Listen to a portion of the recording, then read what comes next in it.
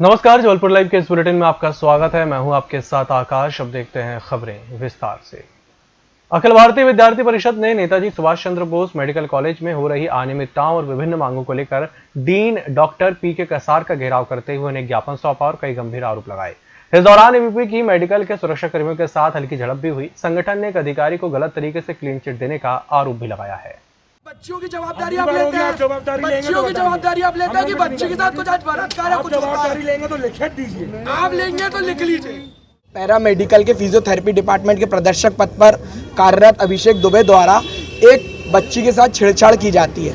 उसी के पूर्व में वह 2 से 3 बच्चियों के साथ छेड़छाड़ कर चुका होता है। उसकी थाने में भी शिकायत की जाती है। गढ़ा थाने में मामला दर्ज है, कोर्ट में विचाराधीन है मामला। उसके बावजूद भी यहाँ के जो डीन पद पर कार्यरत हैं अधिष्ठाता महोदय, उनके द्वारा उसकी संविदा बढ़ाई दी जाती है।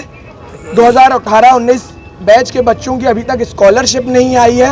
ऐसे अनेक विषयों को लेकर आज विद्यार्थी परिषद जबलपुर महानगर डीन महोदय को ज्ञापन देने आई है। यदि हमारी जल्द से जल्द मांगे पूरी नहीं की जाती है तो विद्यार्थी परिषद उग्र आंदोलन।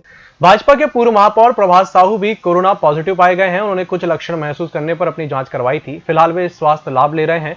उन्होंने अपने सभी समर्थकों से अपील कर कहा है कि जो भी लोग हाल ही में उनके संपर्क में आए हैं वे भी होम आइसोलेट हो जाएं और अपनी जांच करवा लें। जबलपुर नगर निगम में डेली बेसिस पर काम करने वाले 20 से ज्यादा कंप्यूटर ऑपरेटरों को 2 माह से वेतन नहीं दिया जा रहा है। वेतन न मिलने से ऑपरेटरों के सामने आर्थिक संकट गहरा गया है। जुलाई और अगस्त माह का वेतन बिना किसी कारण के रुके जाने से कंप्यूटर ऑपरेटर परेशान हैं। मामले में पिछले 2 माह से लगातार संबंधित अधिकारियों से शिकायत के बावजूद कोई कार्रवाई नहीं की जा रही है।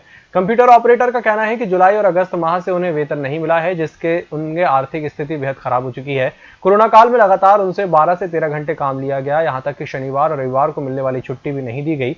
वेतन किस वजह से रुका गया, इस सवाल पर अधिकारी गोलमोल जवाब दे रहे हैं। अगर इस माह भी उन्हें वेतन नहीं मिला तो उनके भूखे मरने की नौबत आ जाएगी। टारगेट मिला था 30,000 का, जिनमें स्ट्रीट वेंडरों को लोन उपलब्ध कराना था, जिसमें से 15,922 लोगों का हम लोग पोर्टल पे रजिस्ट्रेशन कर चुके हैं और लगभग 6,800 लोगों को लोन बैंकों द्वारा दिया गया है और अभी 15,000 रजिस्ट्रेशन शेष हैं। इस हफ्ते में उनका रजिस्ट्रेशन पूर्ण कर लिया जाएगा। कुछ पोर्टल की दिक्कतें आ रही हैं, पोर्टल सही नहीं चलता, इसके कारण हम लोग फॉर्म अपलोड नहीं कर पा रहे हैं। गवर्नमेंट ऑफ इंडिया इस पर काम कर रही है, एज वेल एज हमारा यूएडीडी विभाग भी इस पर लगा हुआ है। पोर्टल में जो भी प्रॉब्लम आ रही है उनको जल्दी ही शॉर्ट आउट करेंगे। सैलरी क्यों नहीं? उन लोगों की सैलरी जुलाई मंथ से नहीं हुई है। पे डेटा वगैरह सारा भेज दिया, लेकिन वहाँ से अभी तक कुछ इन्फॉर्मेशन नहीं आया। 2 महीने से लगातार काम कर रहे हैं हम लोग, सैटरडे संडे सब मिला के 12-12, 13-13 घंटे, लेकिन अभी तक निगम से सैलरी नहीं मिली है। सीएन हेल्पलाइन का काम करते हैं हम लोग। 2 महीने से हम लोग की जुलाई अगस्त से सैलरी नहीं हुई है। क्या चाहते हैं आप? सैलरी हो जाए और 20 लोगों की सैलरी रोक दी जाए। जी, कोरोना काल में भी उन्होंने काम किया है, सैटरडे संडे भी काम किया है, पीएम समृद्धि का भी काम किया है, सब काम किया है हम लोगों ने, सारा काम। इस कारण से आने के बाद भी हम लोग की सैलरी नहीं। कोरोना काल में आर्थिक तंगी झेल रहे स्ट्रीट वेंडर, रेहड़ी ठेले, छोटी दुकान, फेरी वालों के लिए केंद्र सरकार ने पीएम स्वनिधि योजना शुरू की है, जिसके तहत वेंडरों को 10,000 रुपए तक का लोन दिया जाना है, जिसके ऑनलाइन रजिस्ट्रेशन 2 जुलाई से शुरू हो चुके हैं। लेकिन पोर्टल में लगातार आ रही तकनीकी दिक्कतों के कारण जबलपुर नगर निगम अपने लक्ष्य से पिछड़ गया है। पोर्टल में फॉर्म अपलोड न होने की वजह से रजिस्ट्रेशन का काम नहीं हो पा रहा है। जिले में करीब 30,000 वेंडरों का रजिस्ट्रेशन किया जाना है, जिनमें से अभी तक केवल 16,000 वेंडरों का रजिस्ट्रेशन हो पाया है। बाकी 14,000 वेंडरों का रजिस्ट्रेशन होना बाकी है। 16,000 वेंडरों में से अभी तक करीब 6,800 लोगों को बैंक से लोन दिया जा चुका है, लेकिन कई बैंक लोन जारी करने में आनाकानी कर रहे हैं। योजना में आ रही दिक्कत को दूर करने के लिए जिला कलेक्टर ने अधिकारियों को समस्या जल्द से जल्द दूर करने के निर्देश दिए हैं। जबलपुर के कृष्णा हाइट्स और आसपास के लोग आज दोपहर उस समय सकते में आ गए जब कृष्णा हाइट्स की 7वीं मंजिल से एक नाबालिग ने कूदने का प्रयास किया। नाबालिग को 7वीं मंजिल से कूदते देख लोग एकत्रित होकर किसी तरह फ्लैट में घुसकर उसे समझाकर बचाया गया। जानकारी के मुताबिक नाबालिग फ्लैट मालिकों के यहां काम करता है और बताया यह भी जा रहा है कि फ्लैट किसी डॉक्टर का है, जिसकी चाबी नाबालिग के पास ही रहती है। आज दोपहर को अचानक नाबालिग फ्लैट की चाबी लेकर पहुंचता है और फ्लैट खोलकर वहां से कूदने का प्रयास करने लगा। सूचना के बाद मौके पर गौरीघाट थाना पुलिस भी पहुंची। पुलिस ने नाबालिग को अभिरक्षा में लेकर इस पूरे घटनाक्रम की जांच शुरू कर दी है। यह भी पता चला है कि नाबालिग मानसिक रूप से विक्षिप्त है। मॉडल मंडी एक्ट के विरोध में जबलपुर की कृषि उपज मंडी में 3 दिवसीय हड़ताल के पहले दिन ही अनाज और दलहन सेक्टर में जबरदस्त असर पड़ा। हालांकि फल और सब्जी सेक्शन में हड़ताल का असर दिखाई नहीं दिया। सब्जी सेक्शन में कामकाज से दाम नहीं बढ़े। राज्य सरकार द्वारा सरकारी मंडियों के बाहर ही लाइसेंस देकर निजी मंडियां खुलवाने के विरोध में व्यापारी और मंडी कर्मचारियों ने आज से मंडी में 3 दिन तक काम ठप्प किया है। दूसरी ओर निजी मंडियों में मंडी टैक्स सहित किसी भी तरह के टैक्स नहीं वसूले जा सकेंगे। ऐसे में किसान आसपास की निजी मंडियों में उपज लेकर पहुंचेगा, लेकिन उसके भुगतान की भी कोई गारंटी नहीं रहेगी। ऐसे में सरकारी मंडियों का ही सशक्त और सक्षम बनाया जाए और जिससे मंडियों में कार्यरत 10,000 कर्मचारियों की नौकरी पर संकट नहीं आए। व्यापारियों ने भी गोदाम आवंटन नियमों में बदलाव करने की मांग करते हुए निजीकरण का विरोध किया है। परेशान हो रहे, किसान ही परेशान हो रहे और हर चीज़ डबल रेट हो रही। व्यापारी लोग सब स्टॉक करके धर लिए, उनको मालूम था किस दिन से हड़ताल होना है। ये सब अपना अपना स्टॉक बना कर रख लिए और सब डबल रेट पे दे रहे हैं। इसमें केवल गरीब आदमी परेशान हो रहा और मजदूर परेशान हो रहा और कोई नहीं। व्यापारियों के पास तो पैसा भी हर चीज़ है, वे अपना स्टॉक बना कर धर लिए। इसमें केवल मरण हो रही है अपने तुपन जो 4 आदमी जो घर खड़े हुए और इसमें किसी की दिक्कत नहीं। कितना अंतर आ रहा है डेली की तस्वीर में और आज की तस्वीर में? कम से कम हर सब्जी में 30-40 रुपए का अंतर आ गया है। इंडिगो ने एक बार फिर विमान संचालन शुरू करने की तिथि में बदलाव किया है। इस कंपनी की ओर से 1 सितंबर मंगलवार से दिल्ली जबलपुर दिल्ली और मुंबई जबलपुर मुंबई विमान सेवाओं को संचालन शुरू किया जाना था, लेकिन इसे 15 दिन के लिए टाल दिया गया है। इंडिगो प्रबंधन का दावा है कि विमानों को अब 16 सितंबर से शुरू किया जाएगा। उड़ानें शुरू करने के बाद जबलपुर दिल्ली के बीच फ्लाइट की संख्या प्रतिदिन 6 और जबलपुर मुंबई जबलपुर के बीच फ्लाइट की संख्या प्रतिदिन 4 हो जाएगी।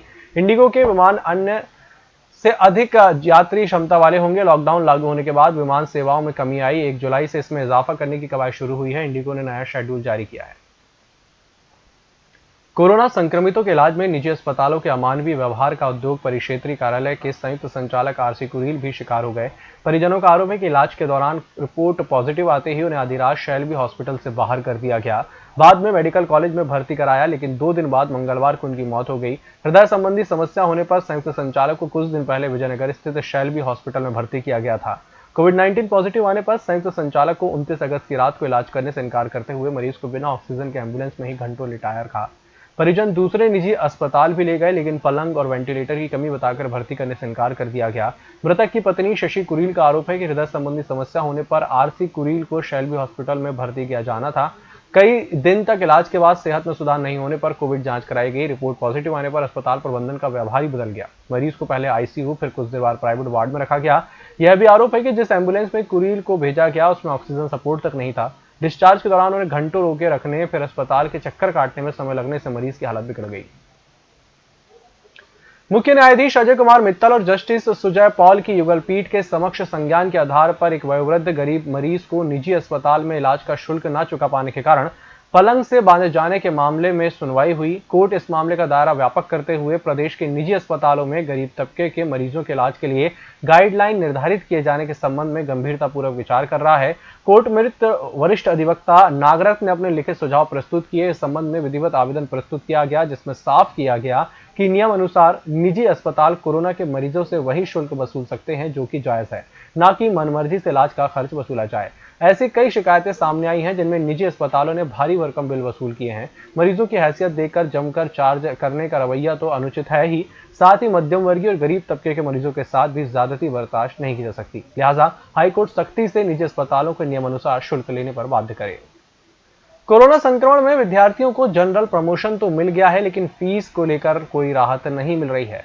प्रशासन ने साफ किया है कि परीक्षा आवेदन भरे बिना प्रमोशन का लाभ भी नहीं मिलेगा, यानी फॉर्म भरने पर परीक्षा के लिए विद्यार्थी पात्र होगा। इसी वजह से विद्यार्थियों से अग्रेषण शुल्क लिया जा रहा है। करीब 1 लाख विद्यार्थियों से रानी दुर्गावती यूनिवर्सिटी प्रशासन 2.5 करोड़ रुपए की वसूली अतिरिक्त कर रहा है। विद्यार्थियों का कहना है कि जब परीक्षा ही केंद्रों में नहीं हो पा रही है तो फिर अग्रेषण शुल्क क्यों लिया जा रहा है। प्रशासन को इस राशि को परीक्षा आवेदन से कम करना चाहिए ताकि कोविड-19 के बीच विद्यार्थियों को राहत मिल सके। सूत्र सेवा की 4 बसों की शुरुआत 4 सितंबर से होगी। बसें सागर से जबलपुर और सागर से भोपाल के लिए चलेंगी। कोरोना संकट काल में सूत्र सेवा की बसों का संचालन यात्रियों के लिए मील का पत्थर साबित होगा, क्योंकि एक शहर से दूसरे शहर जाने के लिए यात्रियों को पिछले लंबे समय से भारी परेशानियों का सामना करना पड़ा है। भोपाल सिटी लिंक लिमिटेड द्वारा होशंगाबाद, जबलपुर, बैतूल के लिए सूत्र सेवा की बसें शुरू की जा रही हैं। इसमें भोपाल जबलपुर बस का रूट सागर से होकर जाता है। ऐसे में सागर वासियों के लिए जबलपुर और भोपाल जाने के लिए सूत्र सेवा की सुविधा मिलेगी। लॉकडाउन के बाद से बेरोजगार बैठे बसों के ऑपरेटर और कंडक्टरों ने प्रदर्शन कर हड़ताल की चेतावनी दी। बस वालों का कहना है कि सरकार जल्द से जल्द उनकी समस्या का निराकरण करे। 5 माह से बेरोजगार बैठे ड्राइवरों कंडक्टरों ने दीनदयाल चौक पर अनशन करने की चेतावनी दी है।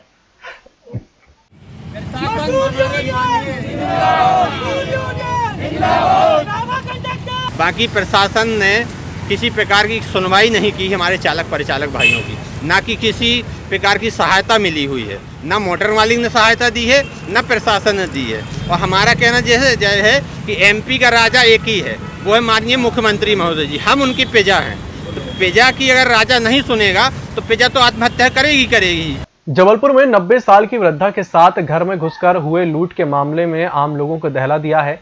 मदन महल थाना क्षेत्र के राइट टाउन इलाके में बने वृद्धा के बंगले में अल सुबह 2 लुटेरों ने दस्तक दी और मौका पाकर घर के अंदर घुस गए। नेमत देवी नाम की 90 वर्षीय वृद्धा के आसपास उस वक्त कोई नहीं था, तो इसका फायदा उठाते हुए दोनों लुटेरों ने जबरन उसके हाथों से 2 सोने के कंगन छीन लिए। वृद्धा के चीखने और चिल्लाने के बाद दोनों लुटेरे वहां से भाग खड़े हुए। शहर के पौष इलाके में हुई इस वारदात के बाद पुलिस ने मामले की तफ्तीश शुरू कर दी है। नेपियर ग्रैंड के बगल में एक बंगला है, वहां पे घर के अंदर घुस के एक 90 साल की वृद्ध महिला से मारपीट करके उसके चैन हाथ के कंगन छुड़ा के ले गया है लुटेरा। तो उस पर हम वर्कआउट कर रहे हैं। और कितने बजे की घटना है लगभग? ये सवेरे 4:45 बजे से लेके 4:45 बजे तक, ये 1 घंटे के बीच की घटना है। उसमें कुछ सीसीटीवी कैमरे में और भी कुछ बाहर लोग नजर आए थे? हाँ, कितने लोग थे? अभी तो 2 लोग स्पष्ट दिखे, और भी ज्यादा हो सकते हैं। अभी हम पूरी टेक्निकल जो हमारी टीम है वो लगी हुई है और एक एक इश्यू को रेक्टिफाइड करके। इस बुलेटिन में फिलहाल इतना ही। इसी के साथ मुझे दीजिए इजाजत। नमस्कार।